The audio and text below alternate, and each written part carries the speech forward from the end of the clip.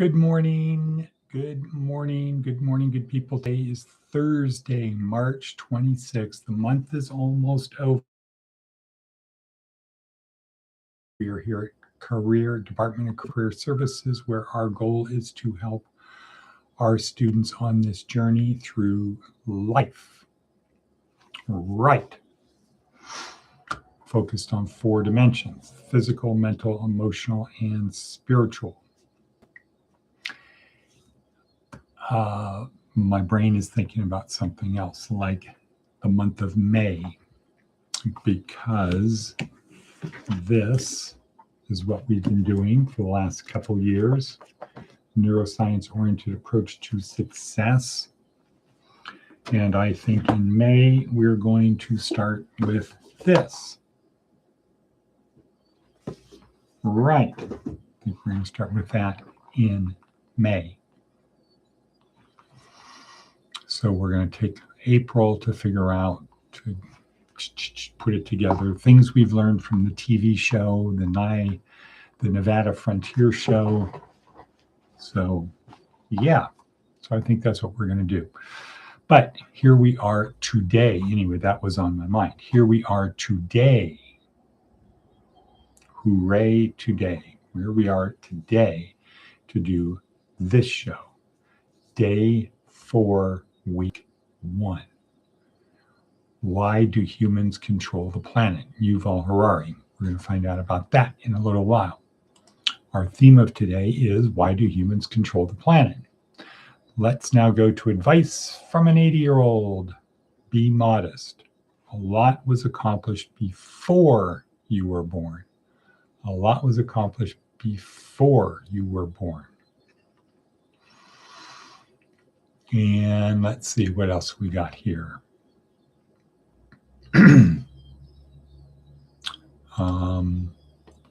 Seth Godin. The end of the content shortage.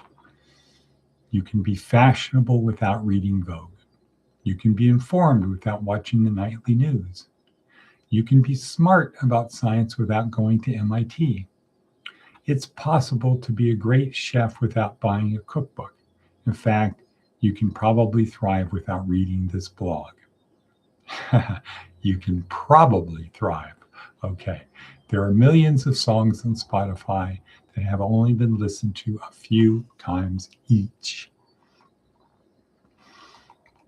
Not only are more humans publishing more, often in more topics, but we've built LLMs that are always ready to create even more content on demand for an audience of 1.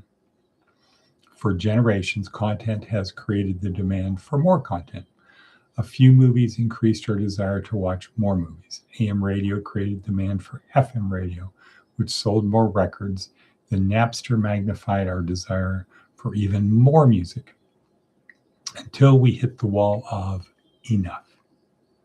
The end of infinite content is reversing our spiraling desire for more of it. Okay. So what is it replaced with? Seth Godin knows, but this is the end of the content shortage. In other words, there's more content than we can consume. We don't need more movies because we can't watch the movies that there are. So that would mean we need better movies, not more. But standard, if you can't get to this standard, don't publish music. Okay, but the system works, self-correcting system, because you want to produce a song, music that nobody listens to, great, you can do that. You want to find music by this person, great, you can do that. So there is some mutual exclusivity to it. Both ends can get what they want on both sides. Okay, so that's Seth Godin. So, okay, Daily Stoic, that was a good one. Ryan Holiday, don't complain. He talked about Marcus Aurelius reading from Meditations. He says, Marcus Aurelius journals that he kept for himself, that he instructed to have burned when he died. His secretary's aides found them, said, "Oh, no, we're not burning these. We're keeping these." And then they published them and distributed them widely. So we have them today, about almost 1900 years later. We have Marcus Aurelius's personal journals. And one thing that was not contained in them was any complaining, even to himself. And today's little video short from Ryan Holiday, Daily Stoic, has the quote in there about him: "Don't complain even to yourself about anything." Got to look at it in a different way. Okay, it's what it is. Don't complain that it's not what it could be or should be. Okay, so that's a good one. Jordan Peterson had a good one today too. How to stop drinking. And he has three things. He says, one, these programs don't really work. The program in itself doesn't really work. Two, the best thing is a religious spiritual conversion. Why? Because you go to church. You get a different group of friends. You can't stop drinking if all of your friends drink. Can't stop. You got to get new friends.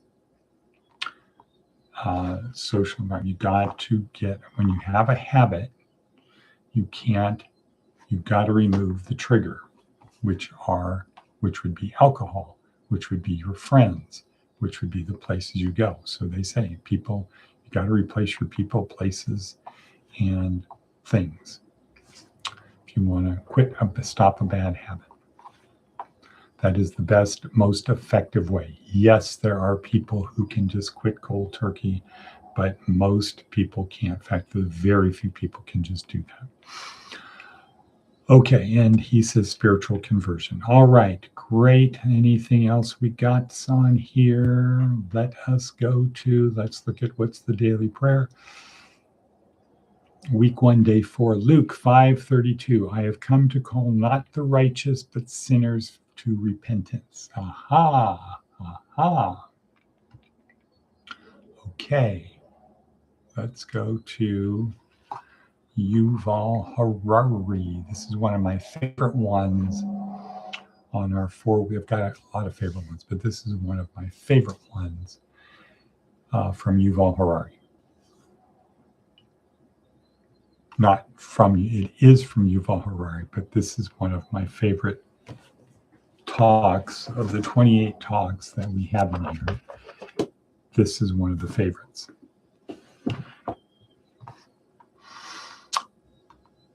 All righty then.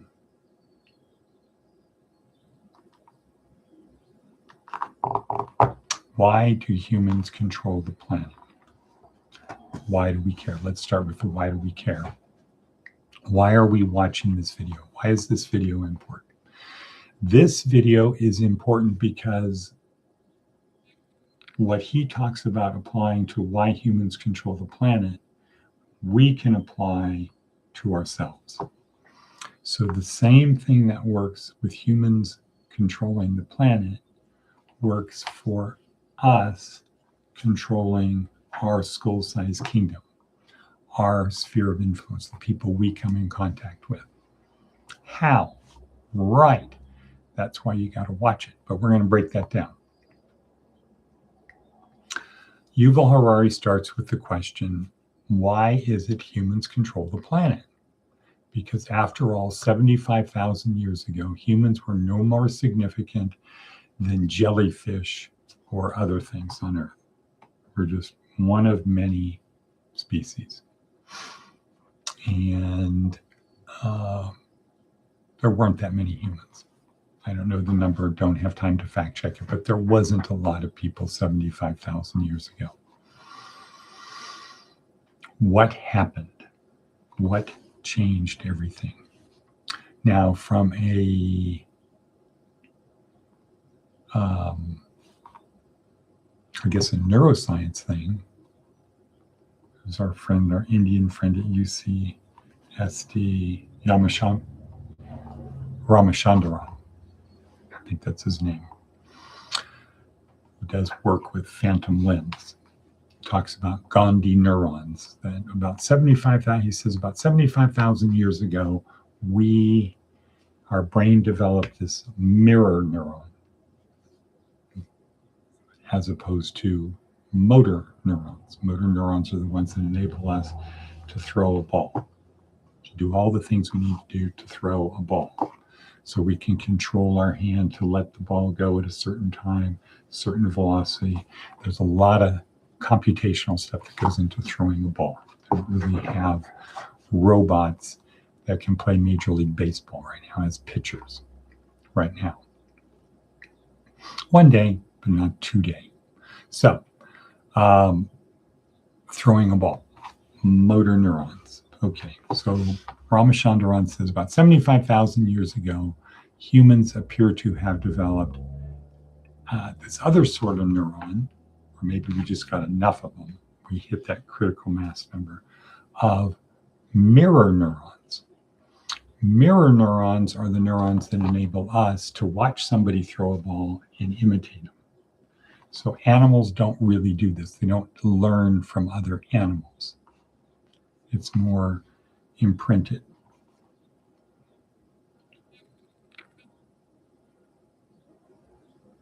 Somebody's car alarm.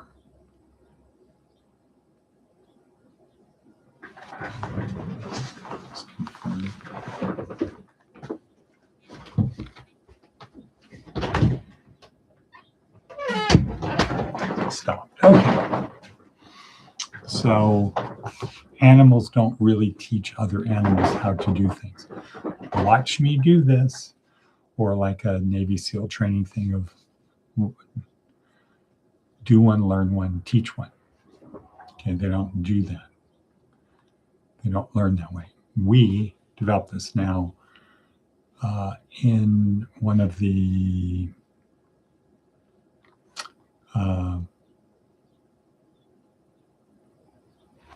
not Kaiseru, but those animated videos talking about things.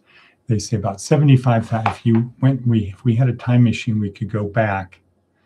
We could only go back about 70. We could go back about 75,000 years, kidnap an infant, bring it in our time machine to the now, and raise the kid, and no one would know that it was not a modern human. So in this one, it says modern humans have been around for about 75,000 years. Mirror neurons, okay? Development of that brain where it can do more complex things. So anyway, Yuval Harari says about 75,000 years ago, humans were no more significant than jellyfish or something else. What caused the change? And he said that what happened is humans are the only animals that can cooperate flexibly in large numbers. Some animals can cooperate flexibly, but in small numbers, like social animals, wolves, dolphins, chimpanzees that have little tribes, packs, gaggles, things like that. They can cooperate flexibly in small numbers. Other pride on lions, other animals can cooperate in large numbers, but not flexibly, like bees or termites or ants, things like that. They have one way of doing things, and if you disrupt one little thing, the colony collapses. And he says you'll never find a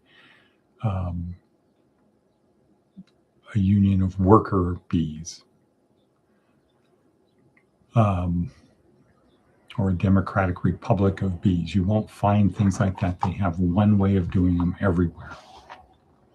And it takes a long time to do it. So humans, so then he asked the second question, well, why is it only humans can cooperate flexibly in large numbers? How come it's only humans?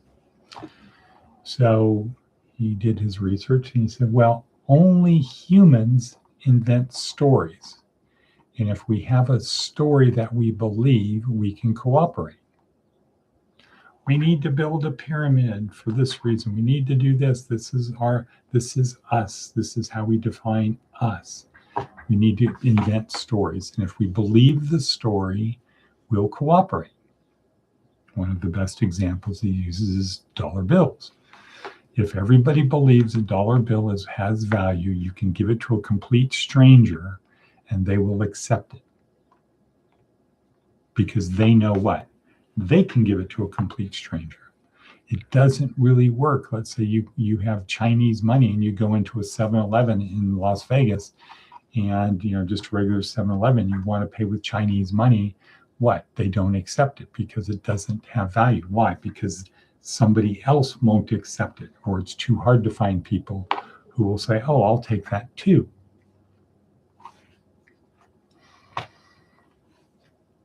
You go in with a credit card now. You hand it to them. They run it through a machine. If the machine says okay, they let you take whatever you want, as long as the machine says it's okay. So we invent, according to Yuval Harari, we invent stories, and if we believe the story, then we can cooperate. And if we cooperate together, we can do huge, great, wonderful things. And then he says, well, why is it that only humans can invent stories? And the answer is because only humans can see the world two ways. Animals only see it one way. Animals can only see objective reality. A river is a river, a mountain is a mountain, a lion is a lion. Humans can see it in what he calls fictional reality. We might call it subjective, but he calls it fictional reality. That's a scary mountain. That's a sacred river. Things like that. This dollar bill isn't just a green piece of cloth. It's more than that. And he kind of leaves it there, because we can see the world. Now, we have other TED Talks. Susanna Herculano from, I think, Princeton brings it down to other levels to say, well, why is it we can see things in both objective and fictional reality? And she says, because we have more neurons. And then she gets and says, well, why do we have more neurons? And she breaks it down and says, because we cook our food. And she talks about calories. We get all the calories we need in a shorter period of time. And so you get the idea, it's calories in a short period of time. It's calories that create brain, but it's really by needing to spend less time finding food, eating food, digesting food. By doing that, we have more time to do other things. Like what? Solve problems. Okay, so we've got a minute left. So now let's bring this back to us. This applies, what Yuval Harari says applies to us individually. If you want to get a job, you need the employer to cooperate with your goal. Right, so you can look at it the same way. I need them to cooperate. So I need to tell a fictional story, and it's only fictional in the sense that it hasn't occurred yet, right? So you want the employer to see, if I do this thing that has not occurred, if I believe your story that you're going to be the best employee for us, if I believe that, then I will hire you. We need to paint a picture of a fictional reality that is believable to the employer, and that our version is more believable than someone else's version. So watch the video, think about it in terms of how can I apply this to myself? And let's go from there. So with that, we're going to say and cut. See you tomorrow, Friday.